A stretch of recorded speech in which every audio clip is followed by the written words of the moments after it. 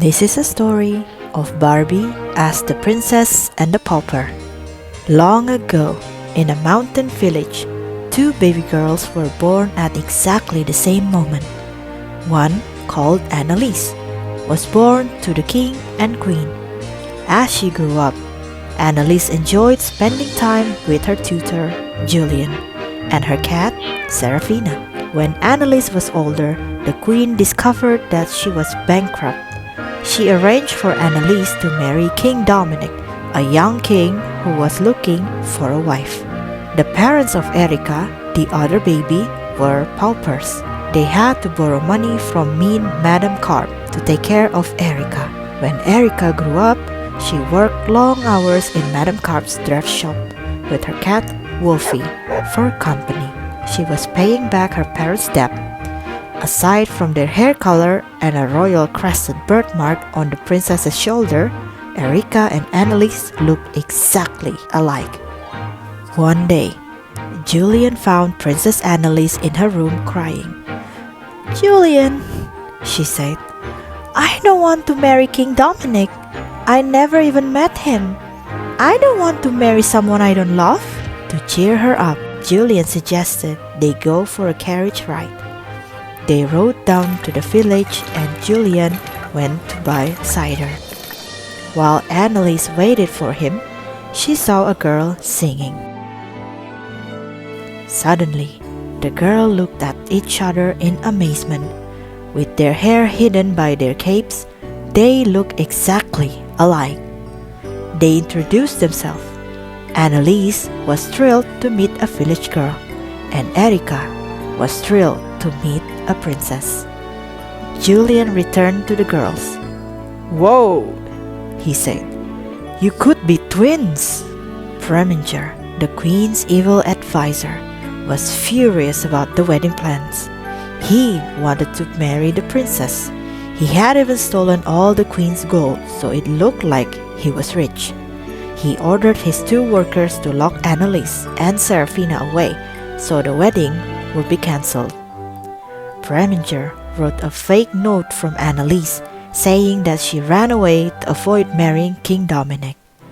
Julian suspected Preminger had something to do with Annalise's disappearance, but he needed proof. He went to the village to find Erica.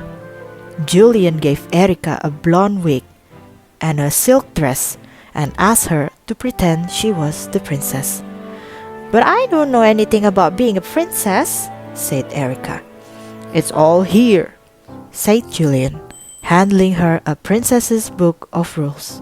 "If Preminger thinks you're the princess, he'll be confused and we'll find out where she really is." By late afternoon, Erica had fooled both the queen and Preminger. Preminger was confused. He walked into the woods and muttered, "How did Annalise escape? I must figure this out if I want to be king." "How can he be king?" wondered Julian, who was hiding behind a tree. A twig cracked beneath his feet, giving away his hiding place. Preminger captured Julian and locked him away in the royal mine. Meanwhile, the real Annalise and Serafina had escaped, but were refused to entrance to the castle. They went to the village where a strange woman grabbed Annalise and dragged her to the dress shop. "Get back to work, you lazy girl!" she yelled. "What?" cried Annalise as Madame Carp locked her in the dress shop. Suddenly, she understood the mix-up. Madame Carp thought she was Erica. Annalise tied a dress shop label and a royal ring to Serafina's collar and sent the cat through the windows to get help. The next morning, Erica was escorted to the throne room to meet King Dominic.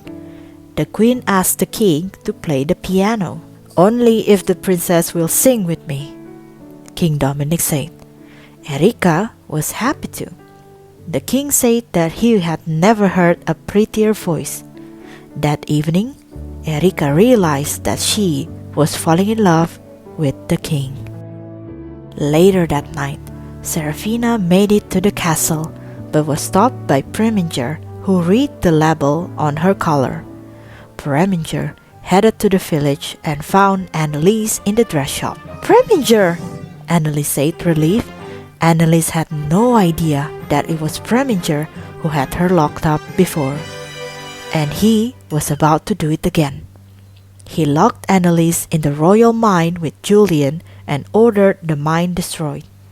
An angry Preminger barged into the throne room where the Queen, King Dominic, and Erica were making wedding plans.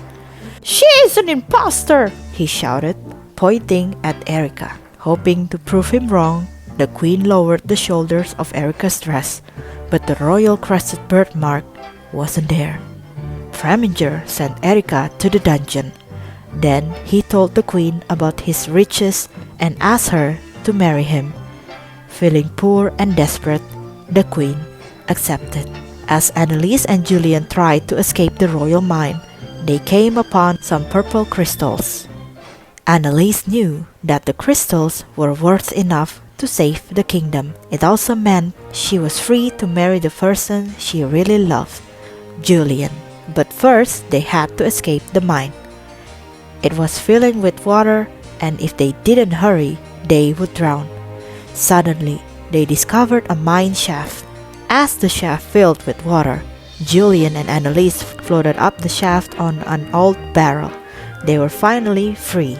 Meanwhile, in the dungeon, Erica snagged a key from a sleeping guard, unlocked the door, and ran out. Erica ran as fast as she could, but another guard appeared. Frantically, she stomped on his foot. "Ouch!" cried a familiar voice. The man lifted up his helmet. It was King Dominic. "I don't believe you tried to hurt the princess," he said to Erica. King Dominic and Erica headed back to the castle. Erica, King Dominic, Anneliese, and Julian all arrived at the castle at the same time. But the wedding has already started. "Stop!" cried Anneliese. She lowered her sleeves and revealed the royal crested birthmark, and the Queen sent Preminger to the dungeon. Anneliese told the Queen about the purple crystals hidden in the mine. Knowing their people would be cared for, the Queen could finally relax, and Anneliese could marry Julian. The cancelled wedding became a double wedding.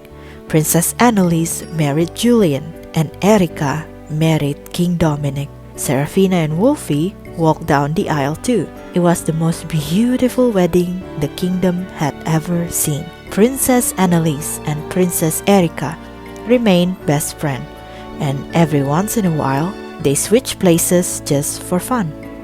You and I will always be celebrating life together. I know I have found a friend forevermore.